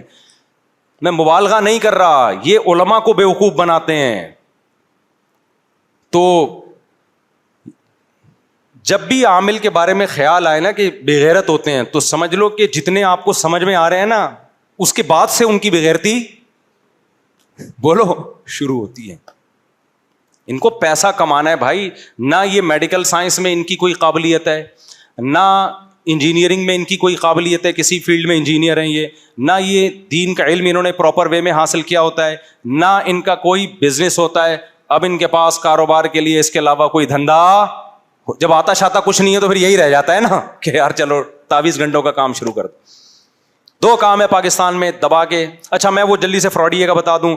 تو وہ خاتون نے اس کو اپنے مکان کی فائلیں بھیج دیں کہ ہمارا یہ کچھ کیس چل رہا ہے, کائنڈلی اس کو حل کر دیں. بس مکان کی فائل آنی تھی. اب عورت کی مجبوری ہے, اس خاتون نے بھی اپنے گھر والوں کی پرمیشن کے بغیر فائل بھیج دی. اب اس خاتون کو اس نے بلیک میل کرنا شروع کیا. کاغذات آپ کے پاس آ گئے, وہ بیچاری گھر میں بھی نہیں بتایا اس نے ابا اماں کو, اور پھر اس کی عزت سے کھیلنا شروع کیا اس نے. خیر وہ کیس ہم نے پکڑا الحمدللہ. وہ خاتون یہاں بھی آئی, بتایا, ہم نے کہا آپ بے وقوف ہو, کوئی بھی اٹھے آپ کو مفتی طارق مسعود کا ریفرنس دے اور آپ ہم سے پوچھے بغیر فائل پکڑا دی. خیر وہ الحمدللہ کیس پکڑا گیا اور پھر اس بندے کو نکالا. نکالنے کے بعد اب پنجاب گیا ہوا ہے, کچھ سنا ہے کہ 2-3 بڑے علماء کے پاس, ان کو بیوقوف بنا رہا ہے. اب مسئلہ کیا ہے, سوال پیدا ہوتا ہے بھائی ہم ان کو فون کر کے بتا دیں کہ یہ 2 نمبر ہے, میں بتا کیوں نہیں رہا. یہ سوال پیدا ہوتا ہے نا کہ مفتی صاحب آپ پنجاب کے فلاں مولانا کے پاس ایک شخص گیا ہوا ہے, آپ کو پتا ہے کہ 2 نمبر ہے, ان کو بیوقوف بنا رہا ہے, تو آپ فلاں مولانا کو فون کر کے بتا دو کہ یہ 2 نمبر ہے. تو آپ بتا کیوں نہیں رہے؟ میں اس لیے نہیں بتا رہا کہ ہم نے یہ تجربے پہلے کر کے دیکھ لیے. ایک شخص کے بارے میں ہم نے بتایا کہ یہ 2 نمبر ہے, انہوں نے بجائے تحقیق کرنے کے اس کو کہہ دیا کہ مفتی صاحب تمہارے بارے میں کہہ رہے ہیں تم 2 نمبر ہو. ابے تمہیں جب ہم نے بتایا تو تم ہوشیار ہو جاؤ, خود تحقیق کرو نا. تم بجائے اس کے جا کے میں کسی کے بارے میں آپ کو کہوں کہ یہ بندہ چور ہے, ذرا ہوشیار رہنا, تو آپ کو چاہیے کہ آپ ہوشیار رہیں, اس کو ٹریس کریں, اس کی چوری پکڑیں, پھر آپ بتائیں مفتی صاحب آپ کا شکریہ. نہ یہ کہ آپ چور کو جا کے کہہ دیں کہ مفتی صاحب تمہارے بارے میں کہہ رہے تھے تم کیا ہو, چور ہو. اس کا مطلب دونوں چور ہیں. سمجھ میں نہیں آ رہی بات؟ تو جب ہم نے کہا سینس ہی نہیں ہے تو پھر کیا ضرورت ہے بھائی بتانے کی. سمجھتے ہو بات کو؟ اب مجھے ایک بات بتاؤ, اس بیس پہ اس طرح کے بہت سارے کیسز ہوتے ہیں, اس بیس پہ جو علماء سے بدگمان ہوگا یہ تو اس کے 2 نمبر ہونے کی دلیل ہے نا, اور عوام کے بے وقوف ہونے کی دلیل ہے کہ کوئی بس جس نے گیٹ اپ بنا لیا, پگڑی پہن لی, شلوار ٹخنوں سے اوپر ہے, سفید کپڑے, نیٹ کلین جھک جھک کے مل رہا ہے, لوگوں نے اس کو مولانا سمجھنا شروع کر دیا. تو ایک وجہ تو یہ ہے. ہمارے مدرسے میں ایک دفعہ کیا ہوا کہ جی وہ کسی نے چوری کر لی, تو دکان والا کہنے لگا دیکھو مدرسے کے طلبہ چور ہوتے ہیں. حضرت نے فرمایا طلبہ چور نہیں ہوتے بھائی, بعض دفعہ چور بھی مدرسوں میں داخلہ لے لیتے ہیں. تو علماء نہ برے ہوتے ہیں, نہ 2 نمبر ہوتے ہیں, نہ غلط ہوتے ہیں, لیکن غلط لوگ بعض دفعہ علماء کا بھیس اختیار کر لیتے ہیں. زیادہ تر ایسے ہی ہو رہا ہے. تو پاکستان میں 2 طریقے ہیں پیسے کمانے کے, ایک عملیات اور ایک دوسرا طریقہ جو میں نے ابھی آپ کو بتایا, بہترین طریقہ ہے. 4 دیواری, یتیم بچے, اس کے بعد آپ نوٹ چھاپنے کی مشین. پھر جب ایسا شخص پکڑا جاتا ہے, پتہ چلتا ہے, تو لوگ کہتے ہیں یہ دیکھو مولویوں کی تقریریں دیکھو, تقریروں میں تو کہتے ہیں چوری حرام, یتیم کا مال کھانا حرام, اور اس مولوی کو دیکھو یتیم کے نام پہ بکرے کھا رہا ہے. تو بھائی یہ مولوی کا قصور نہیں ہے, یہ آپ کا قصور ہے کہ کوئی بھی شخص جس نے مدرسہ بنا لیا, یتیم بچوں کو لا کے رکھ لیا, جن کا یہ بھی نہیں پتا کہ یتیم ہیں بھی کہ نہیں ہے, اور رسیدیں چھاپنا کوئی مشکل کام بولو نہیں ہے, اور ٹرسٹ اور فاؤنڈیشن رجسٹرڈ کرانا بھی کوئی مشکل کام نہیں ہے پاکستان میں. ہمارے تو وکیلوں سے رابطے ہیں, وکیل لوگ بولتے ہیں مفتی صاحب جس کو بلیک منی کو وائٹ کرنا ہوتا ہے نا, وہ پاکستان میں ایک فاؤنڈیشن یا ٹرسٹ بنا کے دبا دب نوٹ چھاپنا شروع کر دیتا ہے. ٹرسٹ کے نام پہ گاڑیاں بھی منگوائے گا, چلائے گا خود. یہ ہو رہا ہے مارکیٹ میں.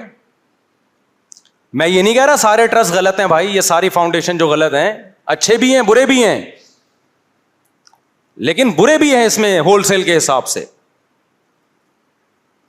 تو کچھ لوگ تو اس لیے مولاناؤں سے بدگمان ہوتے ہیں کہ انہوں نے اس ٹائپ کے لوگ دیکھ لیے ہوتے ہیں جو مولانا ہوتے نہیں ہیں, ان کا گیٹ اپ کیا ہوتا ہے مولانا والا. میں اکثر ایک واقعہ بیان میں بتاتا ہوں.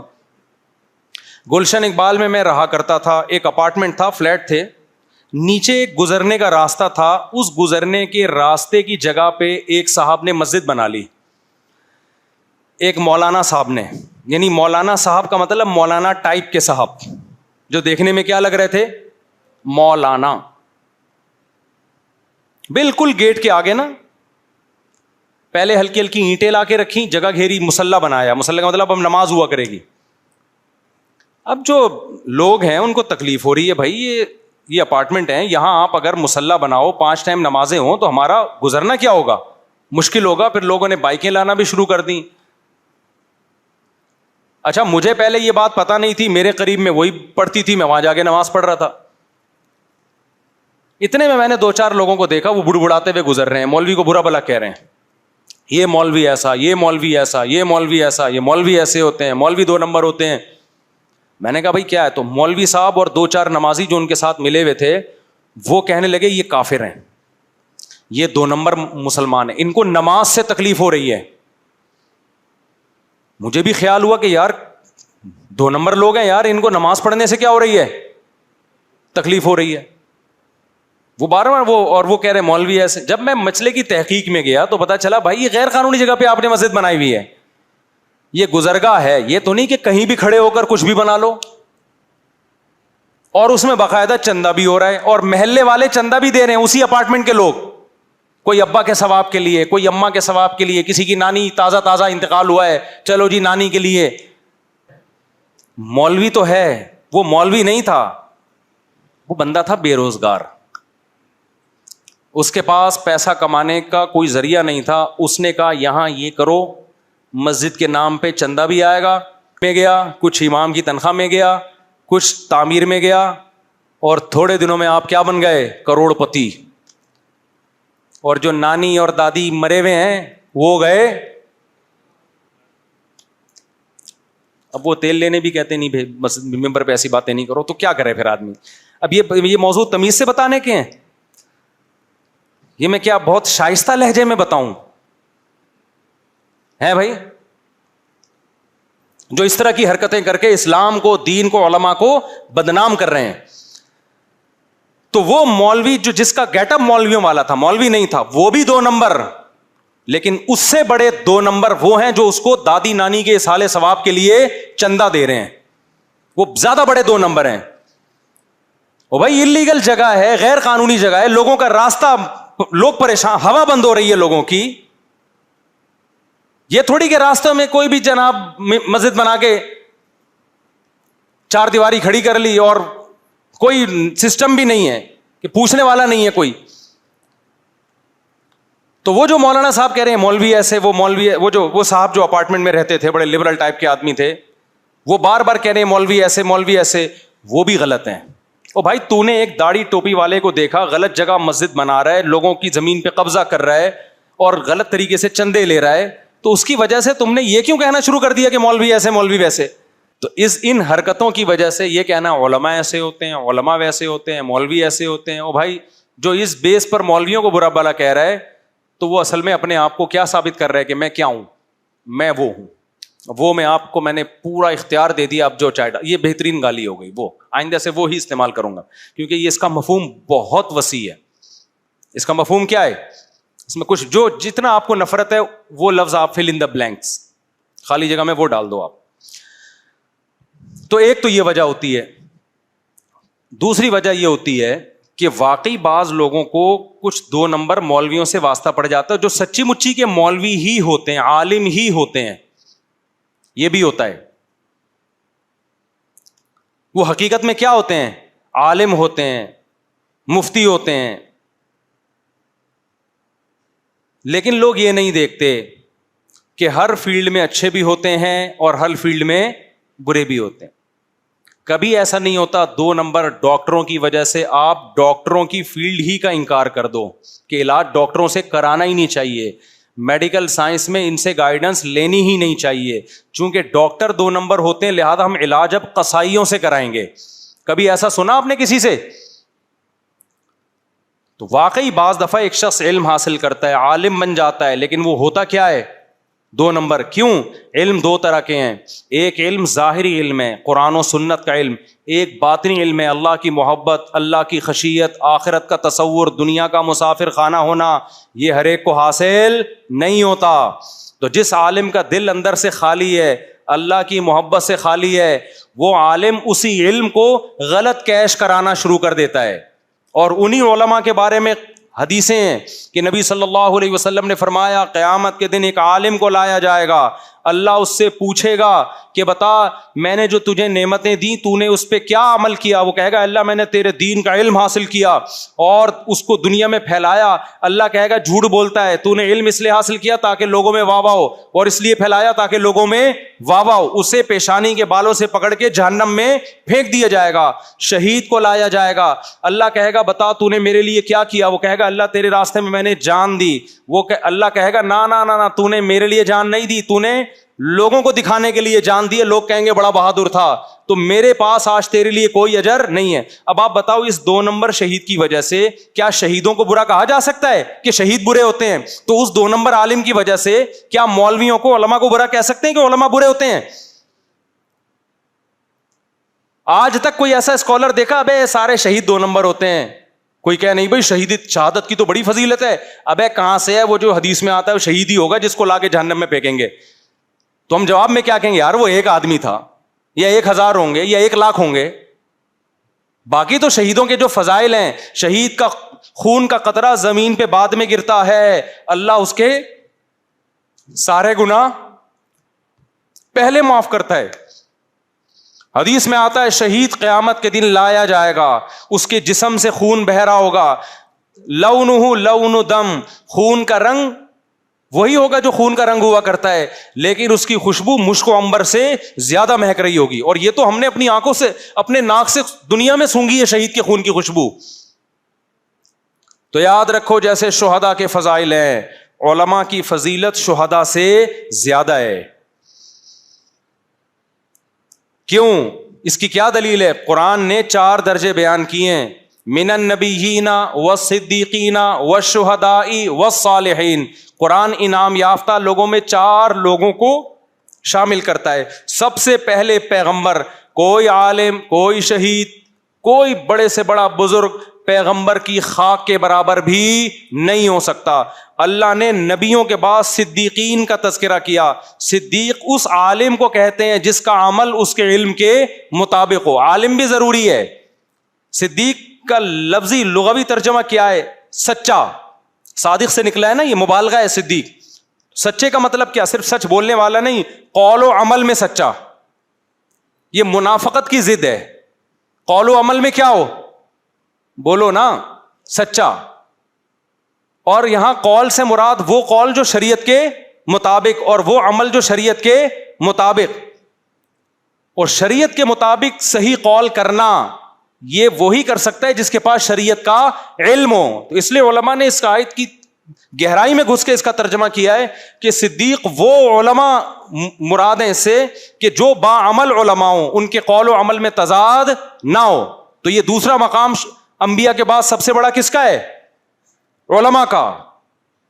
وہ علماء جو دنیا کو مسافر خانہ سمجھتے ہیں, جن کے دل میں حب مال اور حب جاہ نہیں ہے. حب جاہ کا مطلب لوگوں میں شہرت کے بھوکے.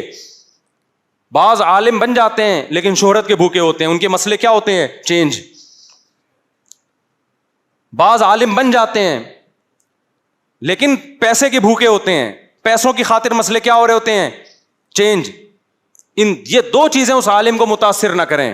تو وہ علماء انبیاء کے بعد سب سے بڑا مقام کس کا ہے؟ بول لو یار, ان علماء کا ہے. اور آپ بڑے آرام سے اسکالر, یہ مولوی ایسے ہوتے ہیں. تو عالم ہت کو تو مولوی کہا جاتا ہے بھائی, سبھی کو لپیٹ رہے ہو آپ.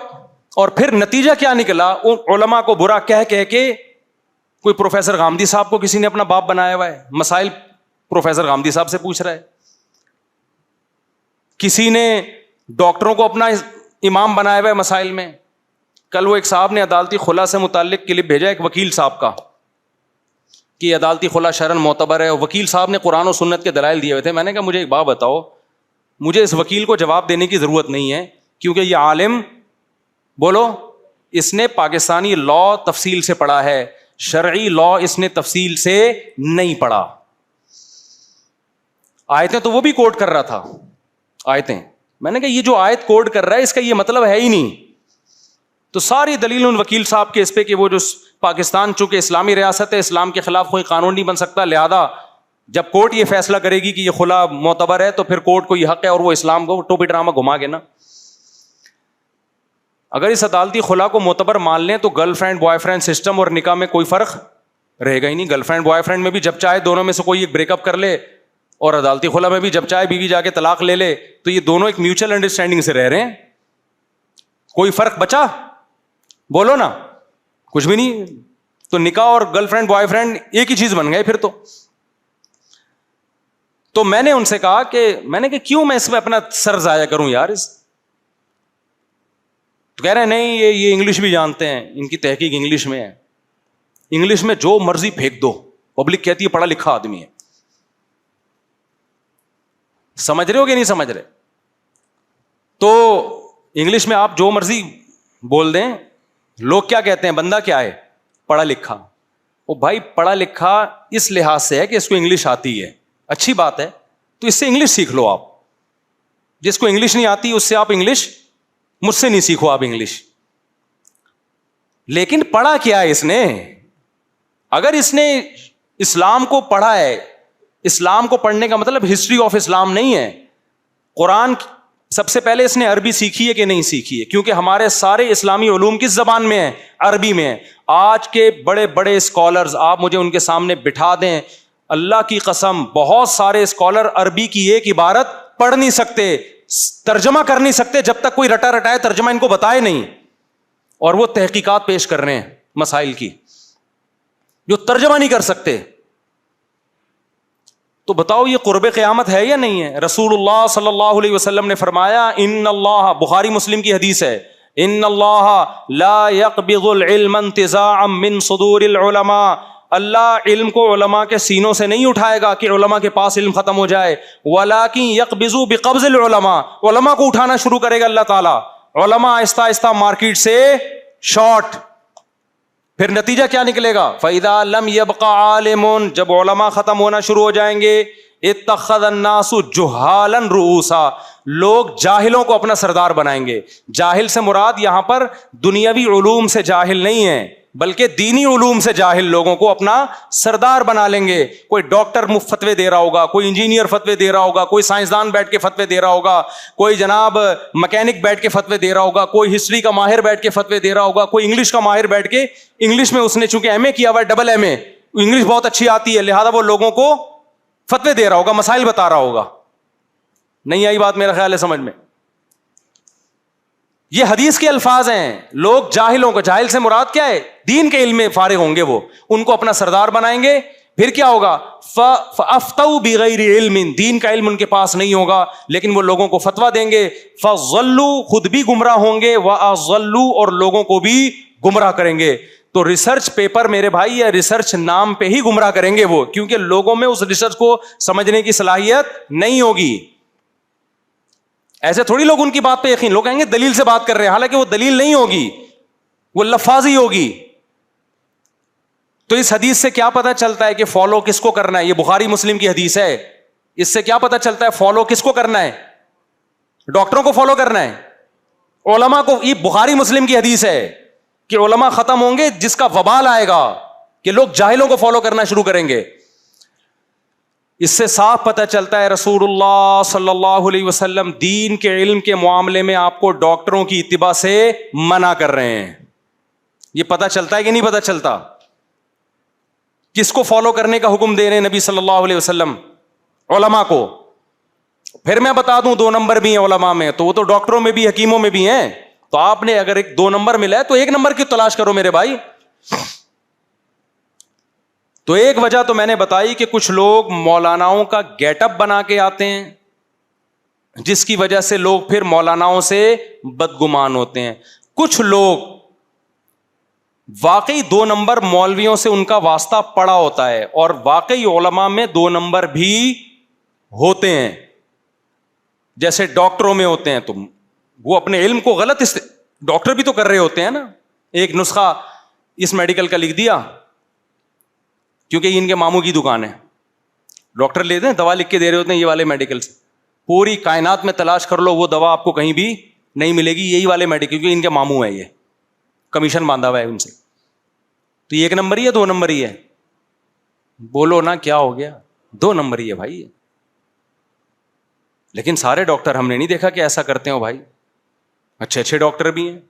اگر آپ کہو نہیں جی سارے 2 نمبر ہیں تو میں نہیں مانوں گا, کیونکہ میں بہت سے ڈاکٹروں سے ملا ہوں, ہمیں تو بہت سے 1 نمبر بھی ملے ہیں, وہ اپنا پیسہ خرچ کر کے مریض کی خدمت کر رہے ہیں.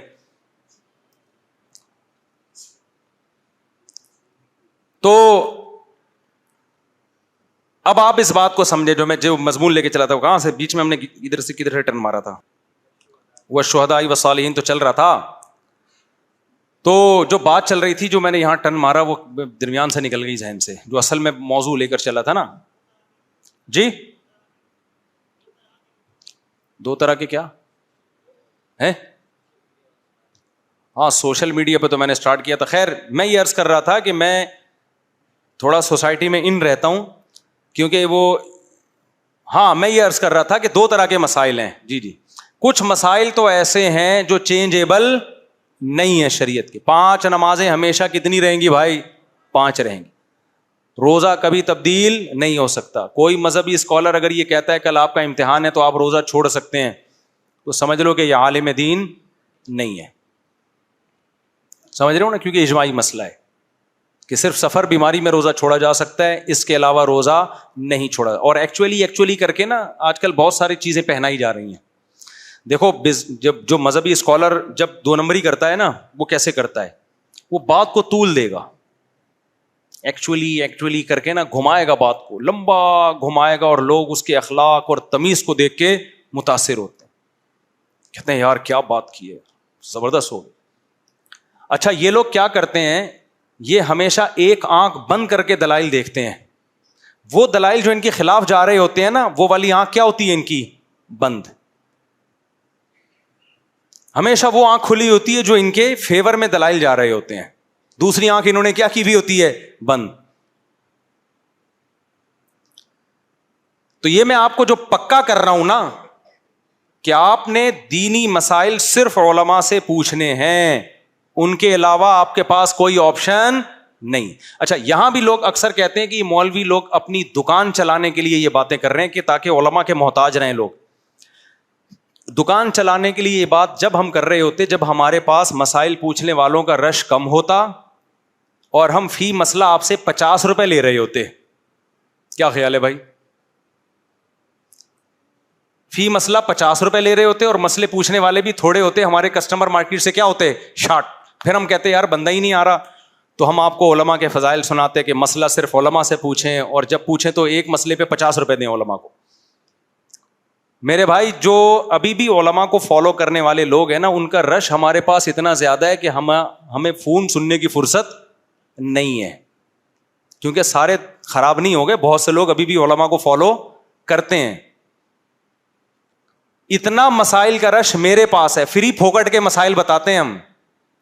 ٹائم جو ہم دیتے ہیں, کبھی دیکھا کوئی آیا ہو تو 50 روپے لیوں کہ میں نے آپ کو 1 گھنٹہ دیا ہے, اب آپ 50 روپے اس کے جمع کرا دیں, کبھی دیکھا آپ لوگوں نے؟ الٹا ہمیں 200 روپے کی چائے پلانی پڑتی ہے. یعنی ہمارے پاس بندہ آ رہا ہے, چائے بھی ہمارے خرچے پہ, میرا چائے کا بل آپ دیکھ لو ذرا. جو ہم سے ملاقات کے لیے آ رہے ہیں نا, میں مروتاً پوچھ لیتا ہوں چائے پیئیں گے؟ وہ کہتے ہیں ہاں, فوراً بول دیتا ہے ہاں. ابھی کیا ہوا دیکھو, پرسوں کی بات ہے, ہم نے گارڈوں کی دعوت کی, جو اپنے گارڈ ہے نا, بقرعید کی دعوت کی, 4 گارڈ 4 تھے اس وقت. تو گھر والوں نے کہا بھائی دمپخ دمبے کا پکانا ہے چربی میں. میں نے گھر میں پابندی لگائی ہوئی ہے, میرا جب کھانا پکے گا کوکنگ آئل نہیں ڈلے گا اس میں, چربی میں پکاؤ. میں نے پابندی لگائی ہوئی ہے. تو گھر والے کہتے ہیں باہر تو کھا لے, تو بھائی باہر تو مجبوری ہے نا, اب کوئی میری دعوت کر رہا ہے, میں بولو دمبے کی چربی ہو گیا, مفتی صاحب ہلکا ہاتھ رکھو یار. گھر میں ہم نے پابندی لگائی ہوئی ہے بھائی, کوکنگ آئل میں نے تجربے کیے میرے بھائی, ایسا ہی نہیں کہہ رہا میں. آپ آرگینک چیز کھا لو, نقصان دہ بھی ہو وہ اتنا نقصان نہیں دے گی. ڈاکٹر نے پابندی لگائی ہوئی ہے نا فیٹ نہیں کھانا, پھر بھی آپ فیٹ کھاؤ گے کم نقصان ہوگا, لیکن آپ کوکنگ آئل کھاؤ گے زیادہ نقصان ہوگا. بازار کی چیز کو اپنی زندگی سے نکال دو ہمیشہ کے لیے, مزہ نہ آئے پیسے واپس. جتنی پیکنگ کی چیزیں آ رہی ہیں نا مارکیٹ میں, پیکنگ کا دودھ, پیکنگ کے چپس, پیکنگ کی ٹافیاں بھی پیکنگ کی ہیں, چاکلیٹیں, پیکنگ کے جوس, چاہے فریش جوس کے نام پہ ہی ہوں, سب مارکیٹ سے کیا کرو, اپنے گھر کی مارکیٹ سے نکال دو. میں جہازوں میں سفر کرتا ہوں, جو ایئر ہوسٹ آتی ہے نا, یہ جوس نہیں بھائی, جوس نہیں پیئیں گے ہم, چاول دے دو, کھانا دے دو, جوس نہیں پیتا میں. فوراً پتا چل جاتا ہے کہ کچھ غلط چیز گئی ہے پیٹ کے اندر. آپ کو اس لیے پتا نہیں چل رہا کہ عادی ہو گئے ہیں. تو یہ خوشی کی بات نہیں ہے کہ آپ کا امیون سسٹم بہت بوسٹ کر گیا ہے. وہ بوسٹ نہیں کیا, آپ کے گلے نے اور آپ کے معدے کے سینسر ڈھیلے ہو گئے ہیں. اب وہ بار بار سگنل دے دے کے کہ غلط چیز کھا رہے ہو, انہوں نے کمپرومائز کر لیا, اس کم وقت پہ کوئی اثر نہیں پڑتا. میرے گلے کے الحمدللہ سگنل صحیح ہیں, وہ فوراً غلط چیز آتی مجھے بتا دیتے ہیں غلط چیز کھائیے. لیکن اگر میں بھی کھاتا رہوں وہ سگنل کام کرنا چھوڑ دیں گے. تو اس کا مطلب یہ نہیں کہ وہ نقصان نہیں, وہ اندر سے ڈیمیج کر رہا ہے باڈی کو آپ کے. لوگ کہتے ہیں یار ہم پہلے کراچی میں آئے تھے تو گندا پانی پیتے تھے, بیمار ہو جاتے تھے. الحمدللہ بیمار نہیں ہوتے, اس کا ہمارا امیون سسٹم بوسٹ کر گیا ہے. وہ بھائی بوسٹ نہیں کر گیا, تمہارے سگنل کام کرنا چھوڑ دیا ہے, بتانا چھوڑ دیا اس نے کہ تو نے گٹر پیا ہے, تو گند کھا رہا ہے, یہ بتانا چھوڑ دیا باڈی نے. میدا تو دیکھیں لکڑ ہضم پتھر ہضم, وہ تو جس چیز کا عادی ڈالو گے بن جائے گا وہ. بعض دفعہ لوگ کہتے ہیں پہلے آتے تھے ہم کھانا کھاتے تھے ہوٹلوں میں, پیٹ خراب ہوتا تھا, اب نہیں ہو رہا. اس کا مطلب پیٹ نے برداشت کر لیا ہے, باڈی نے برداشت نہیں کیا. پیٹ تو اپنے آپ کو ایڈجسٹ کر لیتا ہے ہر چیز کے لحاظ سے, لیکن اس کا مطلب یہ نہیں ہے کہ وہ آپ کی باڈی کو ڈیمیج نہیں کر رہا اندر سے. وہ اس لیے خاندانی چیزیں کھایا کرو بھائی. میں نے ابھی دیکھو اونٹ ہم لوگوں نے حلال کیا نا, اس کی ساری چربی میں نے جمع کی. کل میں نے اس چربی کا تیل نکالا ہے, ایسے بوتل میں بھرا ہے, تو مجھے وہ شعر یاد آیا, مستی سے تیرا ساقی کیا حال ہوا ہوگا جب تو نے یہ میں ظالم شیشے میں بھری ہوگی. سمجھ میں نہیں آیا. میں کہتے ہیں شراب کو, شرابی گیا, بہت طلب تھی اس کو شراب کی, اب شراب مانگ رہا ہے نا. اب شرابی کو جب بہت طلب ہوتی ہے تو اس کی کھوپڑی گھومتی ہے, اس کو شراب کی بڑی طلب ہوتی ہے. تو وہ جا کے ساقی کہتے ہیں شراب پلانے والا, جو میں کو شیشے میں یعنی بوتل میں بھرتا ہے. تو شرابی کہہ رہا ہے مستی سے تیرا ساقی کیا حال ہوا ہوگا جب تو نے یہ میں, ظالم کہہ رہا ہے ظالم جب تو نے یہ میں بوتل میں بھری ہوگی, اس وقت تیرا مستی سے حال کیا ہوگا جب بوتل میں بھری ہوگی. تو حجم نے وہ گھی نکالا نا, اور ایسے کر کے اس کو انڈیلا شیشے کے برتن میں. تو ہمارا بھی مستی سے وہی حال ہوا جو میں خانے میں ساقی کا ہوا تھا حال. نہیں آئی بات سمجھ میں؟ تو وہ آپ ذرا وہ نکالو اپنے خرچ پہ, دمبے کی چربی ملتی ہے سوراب گوٹ میں, لاؤ اس کا طریقہ بھی بتا دیتا ہوں.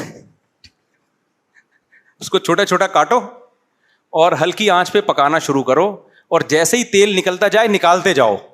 ایسا نہیں کہ آخر میں وہ جل جائے گا, تھوڑا تھوڑا وہ چربی کا پگھلے گی تو وہ نکالتے جاؤ. آخر میں پھر وہ چربی اتنی سی رہ جائے گی نا, وہ سارا تیل نکل چکا ہوگا. پھر آپ بچوں کو پراٹھے بنا کے کھلاؤ. جب کھانا بن رہا ہے تو کوکنگ آئل کے بجائے اس میں یہ ڈال دو. پکوڑے بنانے ہو تو اس میں بناؤ. مزہ نہ آئے پیسے واپس. تھوڑے دنوں میں آپ لال ٹماٹر ہونا شروع ہو جاؤ گے. ڈاکٹر کہے گا کولیسٹرول بڑھ رہا ہے, آپ نے ڈاکٹر کو کہنا ہے ڈاکٹر کی ایسی کی تیسی. لیکن اس کے ساتھ آپ نے جاگنگ بھی کرنی ہے, ورنہ تمہاری ایسی کی تیسی. سمجھ رہے ہو؟ تھوڑا ورزش بھی کرنی ہے, ہلنا جلنا بھی ہے. دمبا دیکھو, اسلام نے ہمیں گوشت کھانے کا حکم دیا, لیکن کام بھی پھر گوشت خوروں والے دیے ہیں. اسلام نے ہمیں کہا نا کہ گوشت کھاؤ بھائی, بقرعید پہ گوشت کھاتے ہیں, عقیقے میں گوشت کھاتے ہیں, ولیمے میں گوشت, یہ سارے اسلام ہے. تو چربی بھی ہم اللہ نے حلال کی نا.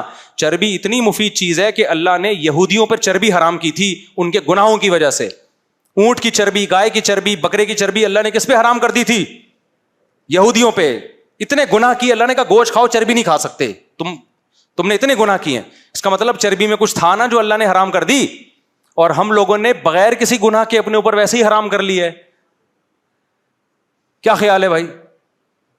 عملاً تو ہم نے بھی حرام کر دی نا. کوکنگ آئل لے رہے ہیں بازار سے خرید کے, یار پتہ نہیں بلیچ سے صاف کیا ہوا ہے اس کو, کون سا کیمیکل جو اس کی چمک کو دیکھ رہے ہیں. تو اس لیے آپ میرے مشورے پر کچھ دن آپ یہ کھائیں, اور گوشت کو اسی میں پکائیں, پراٹھے اسی میں پکائیں, اور تھوڑا ورزش بھی کریں, آپ بھاگیں دوڑیں بھی. اس کے بعد پھر آپ اپنی صحت دیکھو, آپ لال ٹماٹر ہو جاؤ گے, اور آپ کو میرے سارے بیانات سمجھ میں آنا شروع ہو جائیں گے. ابھی بہت سے لوگوں کو میرے کچھ بیان سمجھ میں آ رہے ہیں, کچھ ابھی تک سمجھ میں نہیں آ رہے. وہ تو آپ سمجھدار ہیں نا, ایکسپلین کرنے کی ضرورت تو نہیں ہے. کون سے والے بیان؟ خواتین بیان سننے تو غصہ کرتی ہیں نا کہ کیا ہر دفعہ آپ وہی ٹاپک لے آتے ہو. تو آپ کھائیں ہمارے مشورے پہ, چربی کو پگھلا کے نا تیل نکالیں اور پھر اسی میں کھانا پکا کے کھائیں. خواتین کو تھوڑی سی آئے گی اسمیل, ایکچولی یہ ٹوپی ڈرامے نا اس طرح کے ہوں گے ان کے. ہمارے آج کل جو شہری بچے ہیں ان کو دیسی گھی سے اسمیل آ رہی ہوتی ہے. تو یہ کمپنیوں نے ہمارا ٹیسٹ کیا کر دیا ہے, خراب. کمپنیوں نے کیا کر دیا ہے, زبان کا ٹیسٹ کیا کر دیا ہے, خراب کر دیا ہے, آرٹیفیشل چیزیں کھلا کھلا کے. ورنہ دیسی گھی میں وہ بدبو نہیں ہوتی, وہ دیسی گھی میں خوشبو ہے, اسی خوشبو کے تو ہم پیسے دیتے ہیں. تو چربی میں بھی میرے بھائی بدبو نہیں ہوتی, کیا ہوتی ہے, خوشبو ہوتی ہے. چند دن کھاؤ, اس کے بعد اس خوشبو کے عاشق ہو جاؤ گے آپ. اور یہ جو کوکنگ آئل ہے اس میں کچھ بھی نہیں ہوتا, صحیح ہے نا, خوشبو ہی نہیں ہے. تبھی چربی کی طرف جراثیم آتے ہیں, کوکنگ آئل کی طرف نہیں آتے. دودھ کی طرف جراثیم آتے ہیں, جراثیم بھی لفٹ نہیں کراتے اس ڈبے کے دودھ کو. ڈاکٹر کہتے ہیں ڈبے کا دودھ جراثیم سے پاک ہوتا ہے. ابے بھائی وہ پاک کیا, کھول کے بھی رکھ دو تو بھی خراب نہیں ہوتا, کیونکہ اس میں کوئی جراثیم کے لیے بھی اٹریکشن کی کوئی چیز اس میں بچی نہیں ہے. تو جس دودھ کو جراثیم لفٹ نہ کرا رہے ہوں تم اسے خرید خرید کے پی رہے ہو. اور جو گائے کا دودھ نکالا آپ نے, سارے محلے کے جراثیم کہیں گے ایڈا بیٹا کوئی لنگر بٹ رہا ہے یہاں پہ, چل بھائی یہاں پہ, اس دودھ کو آپ پھینک دیتے ہو. نہیں آئی بات سمجھ؟ تو کچھ ہے تو جراثیم آنے کی, تو جراثیم کے آنے سے پہلے آپ کھا لو اس کو. سمجھتے ہو کہ نہیں سمجھتے؟ بس ٹائم بہت ہو گیا ہے تو وہ پھر میرا ٹاپک ادھورا رہ گیا, پھر انشاءاللہ ہم کریں گے اس کو, اس پہ مزید بات کریں گے. اس کا خلاصہ یہی ہے کہ بھائی دین میں کس کو فالو کرنا ہے میرے بھائی, علماء کو فالو کرنا ہے. کچھ بات رہ گئی وہ میں بیان کے بعد بتاؤں گا. ایک اعلان آپ لوگ سن لیں, یہاں بھی ہم نے الیکشن کرا لیا, کمیٹی والوں سے بھی پرمیشن لے لی ہے. اگلے ہفتے بیان 11:15 بجے شروع ہوگا, 11:45 پر. 1 بجے بیان ختم ہو جائے گا, 1:15 یا 1:20 کے قریب جماعت کھڑی ہو جائے گی. تو آپ لوگ کوشش کریں 11:30 بجے آ جائیں, اچھے بچوں کی طرح نہا دھو کے صف اول میں آ کے بیٹھیں. نبی صلی اللہ علیہ وسلم نے جمعے کی نماز میں جلدی آنے کی ترغیب دی ہے, تو پہلے آ جائیں, تھوڑا قرآن کی تلاوت کر لیں, نوافل پڑھ لیں, ذکر اذکار کر لیں, درود شریف پڑھ لیں. حدیث میں جمعے کے دن درود شریف کی بہت زیادہ فضیلت ہے. ہم نے اپنے علماء کو, اکابر کو دیکھا ہے جمعے کے دن بہت پہلے سے مسجد میں جا کے بیٹھ جایا کرتے تھے. سمجھ میں آ رہی ہے بات؟ تو اگلے ہفتے آپ لوگوں نے یہ نوٹ کر لینا, بیان کب شروع ہوگا, 11:15 اور 1 بجے تک بیان چلے گا. اس کے بعد پہلی اذان مختصر ہوگی, پھر سنتیں, پھر دوسری اذان, اور پھر اس کے بعد نماز. سمجھتے ہو کہ نہیں سمجھتے؟ تو یہ سیٹ اپ اگلے ہفتے کے لیے آپ لوگ نوٹ کر لیں. اللہ تعالیٰ سمجھنے کی عمل کی توفیق عطا فرمائے. بیان میں جو ادھوری بات رہ گئی ہے وہ میں انشاءاللہ بیان کے بعد جس نے بیٹھنا ہو بیٹھے, نہیں بیٹھنا ہو نہیں بیٹھے, اس کو کمپلیٹ کر لوں گا. آپ ہیں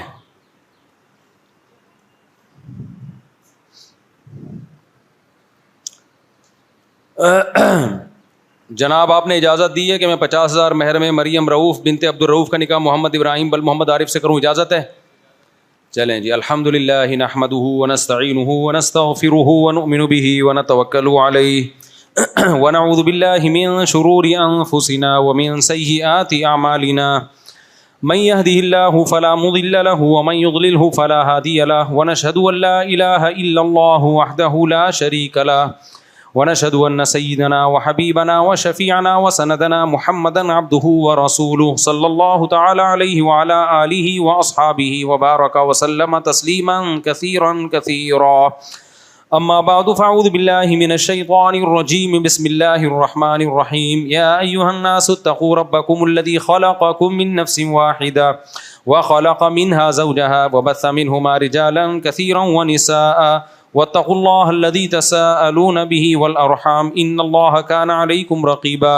وقال تعالى يا ايها الذين امنوا اتقوا الله وقولوا قولا سديدا يصلح لكم اعمالكم ويغفر لكم ذنوبكم ومن يطيع الله ورسوله فقد فاز فوزا عظيما. وقال النبي صلى الله عليه وسلم تزوجوا الودود الولود فاني مباهي بكم الامم. وقال النبي صلى الله عليه وسلم تزوجوا ولا تكونوا كرهبان النصارى. جناب حسنین ارشد فاروقی ول ارشد ممتاز, میں نے 50,000 روپے مہر میں نیہا مسرور بیگ بنت مرزا سے آپ کا نکاح کیا. آپ نے اس نکاح کو قبول کیا؟ جزاک اللہ. محمد ابراہیم بل محمد عارف 50,000 مہر میں نے مریم رؤوف بنت عبد الرؤوف سے آپ کا نکاح کیا. آپ نے اس نکاح کو قبول کیا؟ جزاک اللہ جی. دعا کر رہے ہیں اللہ تعالیٰ دونوں نکاحوں میں برکت دے. اور بھی ہے کوئی؟ الحمدللہ رب العالمین والعاقبۃ للمتقین والصلاۃ والسلام علی رسولہ الکریم وعلی آلہ وصحبہ اجمعین۔ اے اللہ ان دونوں نکاحوں کو اپنے دربار میں قبول فرما، اس کی برکتیں اللہ زوجین کو تادم حیات نصیب فرما۔ آپس کے اختلاف، انتشار سے، لڑائی جھگڑوں سے، ہر قسم کے شر فساد سے اللہ ان دونوں جوڑوں کی حفاظت فرما۔ اے اللہ اس نکاح کو دونوں کے خاندانوں میں جوڑ کا ذریعہ بنا، محبت الفت کا ذریعہ بنا۔ دونوں کے خاندانوں کو آپس کے اختلاف و انتشار سے، لڑائی جھگڑوں سے، شیطان کے ہر قسم کے شر سے اللہ محفوظ فرما۔ جس کی جو جائز مراد ہے اللہ اس کی مراد کو پورا فرما۔ ربنا آتنا فی الدنیا حسنۃ وفی الآخرۃ حسنۃ وقنا عذاب النار۔ صلی اللہ تعالی علی خیر خلقہ محمد وعلی آلہ وصحبہ اجمعین برحمتک یا ارحم الراحمین۔ اللہ تعالیٰ مبارک کرے بھائی۔